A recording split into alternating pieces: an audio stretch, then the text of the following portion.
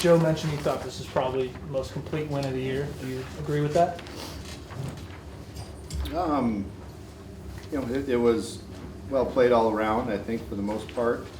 It's certainly nice when you come out against a quality Friday night starter like Josh White and able to get some breathing room early. Obviously that's great. And then you got your guy out there battling and Luckham, and he did what he was supposed to do, and limit the damage and compete like he does and not walk anybody. I think he walked one hitter. But it's nice when you can go out there, like I said, and put together a good game plan, and the offense executes very well off a very quality Friday night guy like that.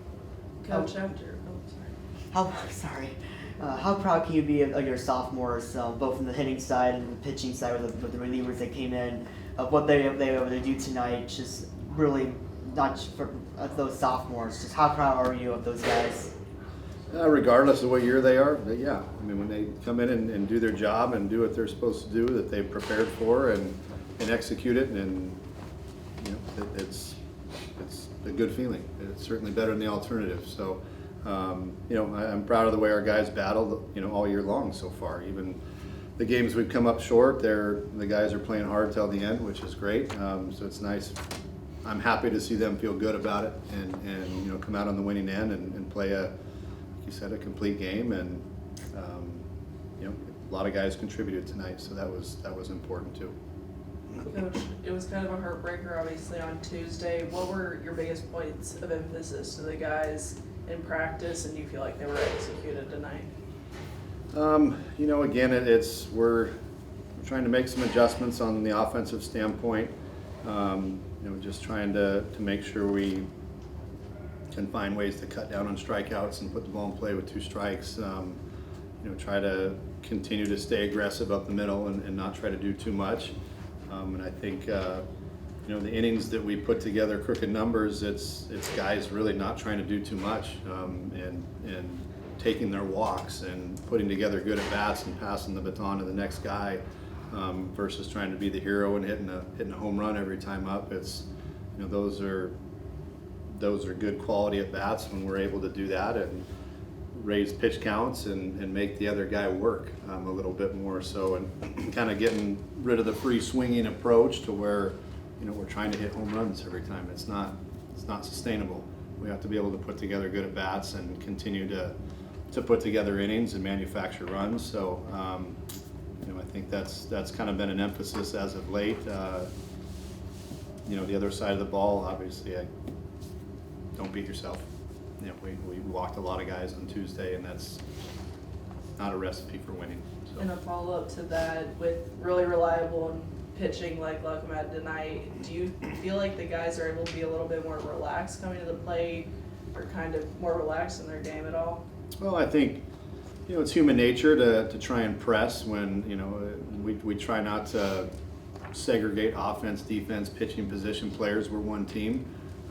So from that standpoint, we're all one unit. So if pitchers are having a tough day, we as an offense got to pick them up, and vice versa. So that's just part of being a team. We're not gonna try to point fingers at pitchers versus position players, and that's a recipe for disaster in the clubhouse. So we're gonna try to focus on we're one unit together, and we win and lose together, and if one side of the ball is scuffling, the other side's got to pick them up. That's what good teams do. So, and hopefully we continue to get better at doing that. Whenever one of your starters has gone out there and shoved like Luckham did tonight, you've kind of told us that he did it without his best stuff. Is that the case tonight, or did you think Luckham had everything working? I still think there's more in there. I think if you were to ask him, and maybe you did, I think he'd probably argue that, yeah, he probably has a little bit more in the tank. And, I've seen him, where his stuff is electric. But like I said, as you continue to pile up starts, as we get throughout the heart of the season here, you're not always going to have your best stuff and feel your greatest every day. But, the impressive part about him and a lot of our starters have been that, hey, when you don't have your good stuff, as long as you don't beat yourself and compete in the zone, you still give your team a chance to win, and that's what he's been doing. but he was pretty good tonight. I'm not going to say he wasn't good. He had pretty dang good stuff, but I have seen him a little bit more electric at times. And he and Tulloch have both had success on Friday nights. Are they kind of competing for that job, or is it just a matter of rotation? Who's had the most rest? It's just a matter of rotation and some things. Things get shaken up throughout the year at times. Tully did a great job on Friday nights. And then the one tough outing at Oregon State. We tried to bounce him back on Tuesday because he had a short outing, and then bring him back on Sunday. And now it's just we wanted to give him a full week, recovery, and try to get him back in the saddle with what he's been doing. And it doesn't matter what night you're throwing on. You're throwing on the weekend. Just go compete. And if it's Friday, Saturday, Sunday, you're one of our guys. And to me, that's if you're going to let the ego stuff get in the way on I should be the Friday night guy. There's no room for that. Just go compete and help your team win a game the day we ask you to pitch. So, and those guys, I'm not saying that's been an issue. Those guys are great with that. So, for me, that's we're a team, and no matter what night you're pitching on, we expect you to go compete and do well. Coach, this is the team's third consecutive game with double-digit hits. Are nights like this things that we can expect now from this offense? Like, it's not unexpected or a rarity for you guys to get into the double-digit category? That'd be nice. We could expect that every night. I certainly wouldn't complain. We're capable of doing that. Certainly, our offense is. I certainly think our offense is capable of putting up runs and getting double-digit hits every night. And if, like I said, I give the Josh White kid credit. He's got pretty dang good stuff, and we're able to do that off of him. That's a big step in the right direction for us. So, and some guys contributed tonight that Kai Murphy had a great day. Mac moving down to the 5-hole had a big 3-run homer in the first.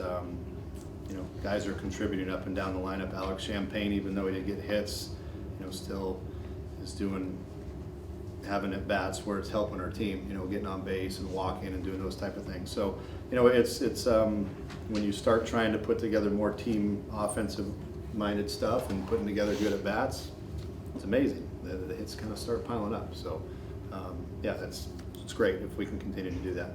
Coach, to have an outing like Tuesday where you had to go through several arms and then on a short turnaround, you have your starter go into the 8th inning, is that just preparation, or is that just, what is that ahead of, one of the biggest stretches of the season with Pac-12 play?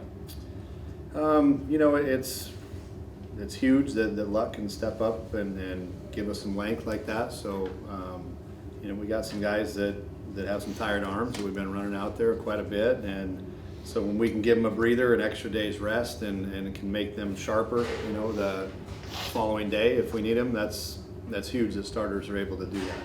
And, you get in those midweek games and coming off tough weekends where you got to use a lot of guys and turn around and do it again on Tuesday, and every game's important. And you got a good offensive club like UNLV that can hit it a little bit. We had to go through a lot of guys, and we're not done. We have to have other guys step up.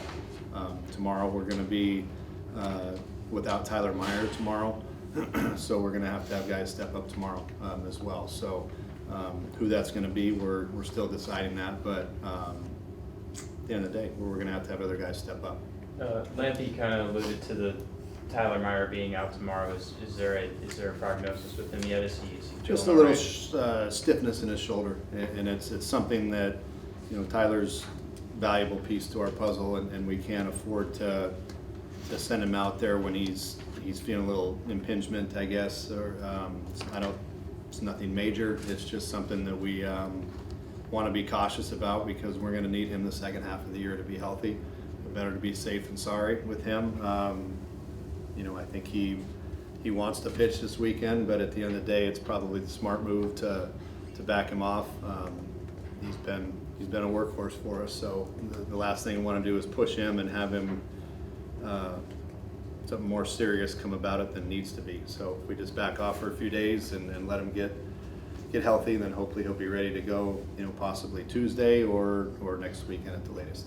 Hey Coach, kind of touched upon this earlier by the players, but what kind of added confidence do you see in your offense when Kyle goes out there or any of the other starters go out there and starts putting up zeros early on the board and establishing themselves in the mound? what type of confidence do you see from your perspective in the dugout and throughout the first couple of times for your team's order? Well, I think when you have a starting pitcher, any pitcher for that matter, that attacks the zone, keeps your defense on their toes, doesn't walk guys, it doesn't slow the pace of the game down to a snail's pace. You have guys that, you know, the energy is there. You know, you make the plays, you get in the dugout and you go to work offensively. You know, it's a lot better than sitting on your heels and walking one guy, walking another, base hit, walk again. You know, that stuff just, you know, you're not supposed to let that stuff in, but I've been there. Like, you know, on the defensive side of the ball, you're like, come on, man, let's get a little tempo going so we can get back in and get the sticks to work here a little bit. But so a guy like tonight, when you have Luckham that's attacking the strike zone, not only does it keep your defense on their toes, but you know, yeah, you certainly get in and out of the dugout quick, and you get back to the offense, and let's go. You can't wait. So it's just kind of a tempo. It's a feel of the game, and when you have guys attacking the strike zone, that helps everybody. How encouraging was it to see your team come out as strong as they did, both on offense and defense, after the way Tuesday's game ended? You know, I've said it all along. Even though the wins and losses, you know, aren't what we expected right now, these guys play hard, and they're not going to give in. So to me, if you have a team full of guys that are willing to fight till the last pitch, regardless of what happens, and then be able to be resilient and bounce back after you've been punched in the face and knocked down, and have a tough loss like Tuesday, able to come back and bounce back and beat a very good opponent in Cal. It's just a tribute to the character in there. Those guys, they'll come to play every day. So and that makes me happy. Those guys are ready to play every day. Just a couple questions. What was the thought process behind moving Sean McLean, and then should we expect someone starting tomorrow specifically? You know, I just picked names out of a hat and got lucky. You know, for me it was Josh has a very good off-speed pitches and good slider, which can be tough on right-handers. The previous two starts, I saw some left-handers have some success off of him, and just figured I would try to put two lefties up at the top and move Mac down to, you know, more of an RBI situation type thing. I got lucky. You know, Mac made me look good today, so I appreciate Mac for doing that. You know, starting off with a bang in the first. So sometimes you get lucky. Were there any April Fool's shenanigans today? During the day? You know, I messed one up big time. I didn't know about it. Connor should have told me about it, but he told everybody that I said everyone has to be clean shaven today, and had shaving cream and everything in the locker room for everybody, and I screwed it up. I came in and Boyd said, "Hey, you said we got to shave our face today?" And I looked and I said, "What?" And Connor's like, "Come on, man." And so I messed up. I'm like, "You got to give me a heads up. Come on." So I would have played with it with the best of them, but I messed it up. So we would have had a lot of clean shaven faces today, and you know, maybe that's what we need a little bit anyway. But yeah, I kind of screwed that one up. So apologize for that one. Well, next year.